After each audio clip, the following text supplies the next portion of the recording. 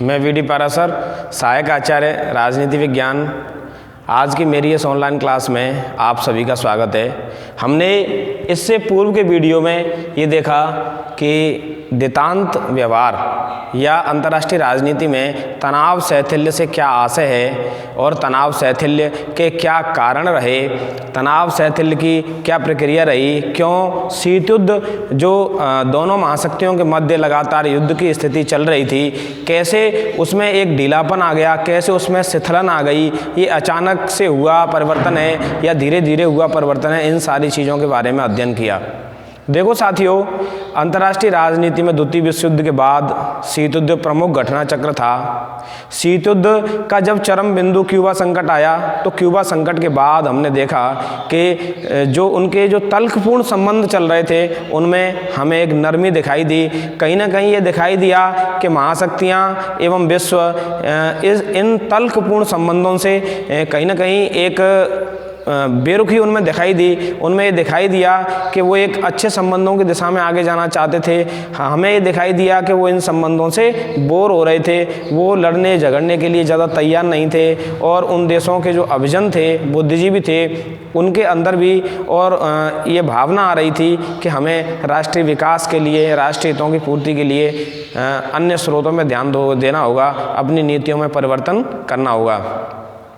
देखो साथियों, हमने ये देखा कि जो द्वितांत व्यवहार है, द्वितांत व्यवहार के अर्थ के संबंध में हमने देखा कि ये सोवियत संघ एवं अमेरिका के मध्य जो तनावपूर्ण संबंध चल रहे हैं, उन तनावपूर्ण संबंधों का एक तरह से उनके अंदर जो मनोमालिन्य चल रहा है उससे दूर हटकर संबंधों में एक तरह से गर्माहट लाना, एक तरह से जो मनोमालिन्य है उसकी समाप्ति कर मधुर संबंध स्थापित करने को अंतर्राष्ट्रीय राजनीतिक व्यवस्था में तनाव शैथिल्य के नाम से जाना जाता है।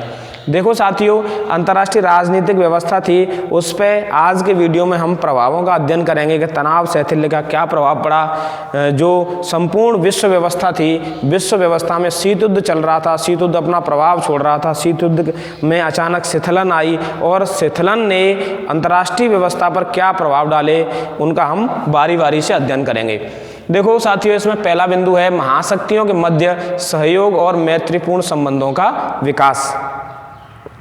हमने देखा सोवियत संघ और संयुक्त राज्य अमेरिका, इन दोनों महाशक्तियों के मध्य धीरे धीरे जो संबंध हैं वो सहयोगपूर्ण दिखाई दिए। 1962 के बाद से ही हमने तमाम मुद्दों पे ये देखा और 1962 से पहले भी कुछ मुद्दों पर उनमें एक सहयोग भी दिखाई दे रहा था संघर्ष के साथ साथ। जैसे कि 1955 इसके लिए बड़ा निर्णायक वर्ष है। 1955 में दो ऐसी घटनाएँ हुई अंतर्राष्ट्रीय स्तर पर, जिन घटनाओं से हम कह सकते हैं कि एक तरह से द्वितांत का आगाज हो गया था। उनमें पहली घटना थी ऑस्ट्रिया की संधि, जिस संधि में सोवियत संघ और संयुक्त राज्य अमेरिका दोनों का सहयोग हमें दिखाई देता है। शीत युद्ध के बाद पहली ऐसी कोई संधि है जिस संधि के अंतर्गत पूर्व और पश्चिम का हमें मिलन दिखाई देता है, उन दोनों का सहयोग दिखाई देता है। साथियों, दूसरा महत्वपूर्ण जो बिंदु है, 1955 में ही एक पैकेज डील कार्यक्रम हुआ था। पैकेज डील कार्यक्रम के अंतर्गत 16 देशों को संयुक्त राष्ट्र संघ का सदस्य बनाया गया था। इन दोनों महाशक्तियों की रस्साकसी में वीटो कर दिए जाने के कारण ये यूएनओ के सदस्य नहीं बन पा रहे थे। तो इन दो घटनाओं ने हमें ये दिखाया कि जो तनाव शीत युद्ध के दौरान चल रहा है उसमें शिथिलन होने की संभावना आगे बन सकती है। 1962 के क्यूबा संकट के बाद निर्णायक मोड़ आया और 1963 से हम तमाम घटनाओं में देख सकते हैं कि एक तरह से इनके संबंध ज़्यादा सुदृढ़ हुए, ज़्यादा मजबूत हुए और संबंधों में एक तरह से हमें मधुरता दिखाई देने लगी। 1963 में इन दोनों के मध्य, महाशक्तियों के मध्य एक हॉटलाइन समझौता हुआ, जिस हॉटलाइन समझौता के द्वारा ये तय किया गया कि कभी अगर ज़्यादा वैसी स्थिति होगी कि इन दोनों में युद्ध की संभावनाएं हों तो डायरेक्ट बात करके दोनों राजनेता युद्ध को टाल सकते हैं। दूसरा बिंदु देखते हैं साथियों, यूरोपीय एकता का मार्ग प्रशस्त। द्वितीय विश्व युद्ध की समाप्ति के बाद शीत युद्ध के दौरान हमने ये देखा कि यूरोप एक तरह से विखंडित हो गया था। एक तरफ पूर्वी यूरोप था, एक तरफ पश्चिमी यूरोप था। इवन जर्मनी का विभाजन हो गया था, बर्लिन का विभाजन हो गया था। सोवियत संघ पूर्वी यूरोप पर सोवियत संघ का प्रभाव देखा जा सकता है और पश्चिमी यूरोप पर संयुक्त राज्य अमेरिका का प्रभाव देखा जा सकता है। इन दोनों के प्रभावों ने उनको एक तरह से आर्थिक और सांस्कृतिक दृष्टि से भी विभाजित कर दिया। जो लंबे समय से सांस्कृतिक एकता से रह रहे थे, आपस में उनके रिश्ते थे, सारी चीज़ें थीं, और इन चीज़ों को ख़त्म कर दिया था। तो तनाव शैथिल्य के दौरान ये देखा गया कि इनके मध्य व्यापार, आर्थिक विकास, सांस्कृतिक संबंध, राजनीतिक संबंध ये सब चलते रहे। तो यूरोपीय एकता का मार्ग भी तनाव शैथिल्य ने प्रशस्त किया। तीसरा बिंदु देखते हैं हम साथियों, तृतीय विश्व युद्ध के भय से मुक्ति। द्वितीय विश्व युद्ध यूरोप की जमीन पर लड़ा गया। यूरोपीय देश एवं शेष विश्व सभी तृतीय विश्व युद्ध की विभीषिका से बड़े भयभीत थे, आतंकित थे, क्योंकि परमाणु बम का आविष्कार हो चुका था और उन्होंने जापान पर परमाणु बम के दंश का प्रभाव देख चुके थे सभी देश कि इसका क्या हश्र होगा अगर परमाणु हमला किसी देश पर हुआ। तो इन सारी चीज़ों को देखते हुए वो भयभीत थे। तो तनाव शैथिल्य ने उनके भय को कम किया और तृतीय विश्व युद्ध के भय से मुक्ति हो गई, क्योंकि 1963 में जो हॉटलाइन एग्रीमेंट हुआ था उसमें यह था कि दोनों महाशक्तियाँ प्रत्यक्ष बात कर सकती थीं किसी भी खतरे को टालने के लिए। अगला बिंदु देखते हैं साथियों, शस्त्र नियंत्रण का प्रयत्न। तनाव शैथिल्य के प्रभाव के रूप में हमें ये दिखाई दिया अंतर्राष्ट्रीय स्तर पर कि शस्त्र नियंत्रण का लगातार प्रयास किया गया। जैसे जैसे परमाणु शक्ति संपन्न देशों की संख्या बढ़ती जा रही थी, शस्त्र नियंत्रण के लिए भी वो लगातार प्रयास करते रहे थे। 1963 में पीटीबीटी संधि हुई थी, पार्शियल टेस्ट बैन ट्रीटी 1963। इसमें बाह्य आकाश एवं जल इन दोनों में परमाणु परीक्षण के परमाणु के परीक्षण पर रोक लगाई गई थी। इसके बाद 1968 में एनपीटी हुई थी, न्यूक्लियर नॉन प्रोलिफरेशन ट्रीटी, परमाणु अप्रसार संधि। परमाणु अप्रसार संधि के द्वारा यह तय किया गया था कि परमाणु शक्ति संपन्न जो 5 राष्ट्र हैं वो 5 राष्ट्र परमाणु तकनीक किसी भी गैर परमाणु संपन्न राष्ट्र को नहीं देंगे। दूसरा ये तय हुआ था कि परमाणु विहीन राष्ट्र परमाणु बम हासिल करने का प्रयास नहीं करेंगे। इसके बाद 1970 में मास्को बॉन समझौता हुआ, साल्ट फर्स्ट एवं साल्ट सेकंड की वार्ताएं हुई। तो हम ये देख सकते हैं कि एक तरह से शस्त्रों के लिए नियंत्रण के लिए प्रयास काफ़ी किए गए। अगला बिंदु देखते हैं हम 5वां, गुटबंदी में लिप्त राष्ट्रों को पर्याप्त स्वतंत्रता। देखो विद्यार्थियों, शीत युद्ध के दौरान गुटबंदी चरम पर थी। एक तरफ सोवियत गुट था और उसके पिछलग्गू देश थे, और दूसरी तरफ संयुक्त राज्य अमेरिका एवं उसके सपोर्टर देश।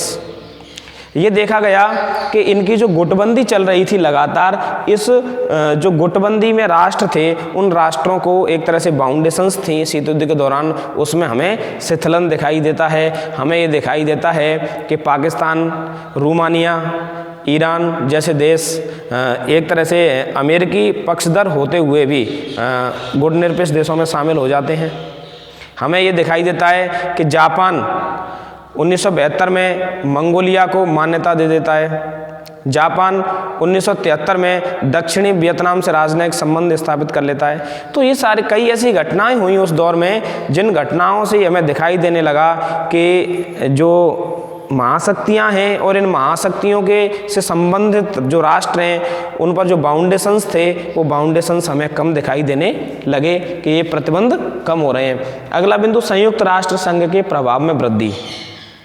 निश्चित तौर पे देखा जा सकता है, और हमने अभी ही भी चर्चा की है इस पर, 1955 में जो पैकेज डील कार्यक्रम हुआ था उसमें एक साथ यूएनओ के 16 सदस्य राष्ट्र बढ़े थे, और ये सब दोनों महाशक्तियों की वजह से हुआ। अन्यथा दोनों महाशक्ति किसी सदस्य के उस यूएनओ में प्रवेश से संबंधित मुद्दे पर असहमत होती।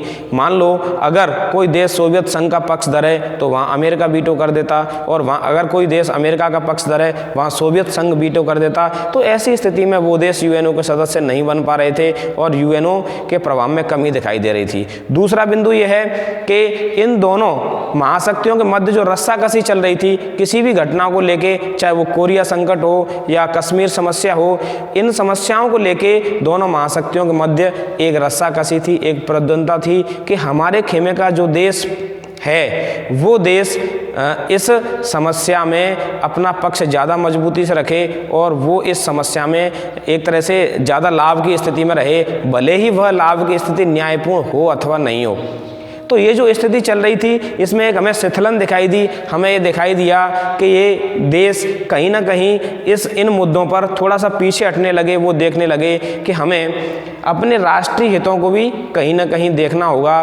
तो यूएनओ के जो विचार के मंच थे वो मंच और ज़्यादा आकर्षक बने और ज़्यादा गरिमा में बने और यूएनओ के गौरव में और वृद्धि हुई। अगला बिंदु देखते हैं साथियों हम गुट निरपेक्षता की प्रासंगिकता पर प्रश्न चिन्ह। कुछ विचारक ये मानते हैं कि जो गुट निरपेक्ष आंदोलन है वो शीत युद्ध के दौर में प्रासंगिक था। शीत युद्ध के दौर में वो एक तरह से उसका आविर्भाव हुआ, वो पैदा हुआ था। एक तरफ सोवियत संघ था, एक तरफ संयुक्त राज्य अमेरिका था। इन दोनों गुटों में से जो राष्ट्र किसी भी गुट के पिछलग्गू नहीं बनना चाहते थे, स्वतंत्र विदेश नीति अपनाना चाहते थे, वो देश गुट निरपेक्षता में शामिल हुए और एक स्वतंत्र विदेश नीति के रूप में वो रहने लग गए, भले ही वो नव स्वतंत्र देश थे। लेकिन जब शीत युद्ध ही समाप्त हो गया, शीत युद्ध शिथिल हो गया, तो कुछ विश्लेषक एक मानते हैं कि गुट निरपेक्ष जो आंदोलन चल रहा था, नॉन एलिजिमेंट मूवमेंट चल रहा था, उस पर प्रश्न चिन्ह लग गया, जबकि ऐसा नहीं है। कतिपय विश्लेषक ये भी मानते हैं कि गुट निरपेक्ष आंदोलन और ज़्यादा मजबूत हुआ, ये देखा गया, क्योंकि गुट निरपेक्ष आंदोलन के जो देश थे एक तरह से उन पर लांछन लगाया जाता था कि ये छद्म रूप से किसी न किसी गुट से मिले हुए हैं। उनको एक तरह से उतनी सहायता नहीं मिल पाती थी जितने वो हकदार थे। तो ये सारी चीज़ें इस शिथिलन के बाद खत्म हुई, तो हम ये कह सकते हैं गुट निरपेक्ष आंदोलन और ज़्यादा मजबूत हुआ और कई जो गुटों से संबंध रखने वाले देश थे वो इस नाम में शामिल हो गए, जैसे पाकिस्तान, रोमानिया वगैरह। अगला बिंदु दितांत यथास्थितिवाद की समर्थक धारणाएं। देखो साथियों, यथास्थितिवाद से आशय ये है कि जो अब चल रहा है वह सब ठीक है। तो कुछ विश्लेषकों ने ये माना कि दितांत सोवियत संघ और संयुक्त राज्य अमेरिका का वर्तमान विश्व व्यवस्था में जो प्रभाव चल रहा था, वर्तमान विश्व व्यवस्था में उनका जो स्थान था, उसको अनवरत बनाए रखने के लिए, व्यवस्था अनुरक्षण के लिए वो ये चाहते थे कि दितांत बना रहे और ये वर्तमान यथास्थिति दोनों के लिए लाभकारी स्थिति है। अगला बिंदु महाशक्तियों के व्यवहार में शालीनता। देखो साथियों, अंतर्राष्ट्रीय मंचों पर यूएनओ एवं अन्य अंतर्राष्ट्रीय मंचों पर ये देखा गया कि जो महाशक्तियां हैं, महाशक्तियों के व्यवहार में शालीनता दिखाई दी। इनके जो वार्तालाप थे, संवाद थे, समझौते थे, उनमें गर्मजोशी दिखाई दी। एक दूसरे को ज़्यादा सम्मान देने लगे और जो वार्ताएं थीं ज़्यादा गौरवपूर्ण होने लगीं। जो छींटाकशी और एक तरह से छोटी बातें पहले चल रही थीं, वो बातें अब पीछे रह गईं तनाव शैथिल्य के दौर में। अगला एवं अंतिम बिंदु है साथियों विश्व शांति का पोषण। तनाव शैथिल्य निश्चित रूप से विश्व शांति का पोषण था, अन्यथा तनाव शैथिल्य की स्थिति नहीं आती तो क्यूबा संकट जैसे शीत युद्ध के दौर में ऐसे भी कई क्षण आए कि तृतीय विश्व युद्ध कभी हो सकता था और तृतीय विश्व युद्ध निश्चित रूप से ज़्यादा भयावह होता, क्योंकि अब परमाणु शक्ति संपन्न राष्ट्रों की संख्या बढ़ रही थी, दोनों खेमों में परमाणु हथियार थे। तो निश्चित रूप से तनाव शैथिल्य का जो दौर आया था, तनाव दितांत का दौर आया था, वो विश्व शांति का पोषण रहा। धन्यवाद साथियों, अगले वीडियो में हम पुनः अध्ययन करेंगे।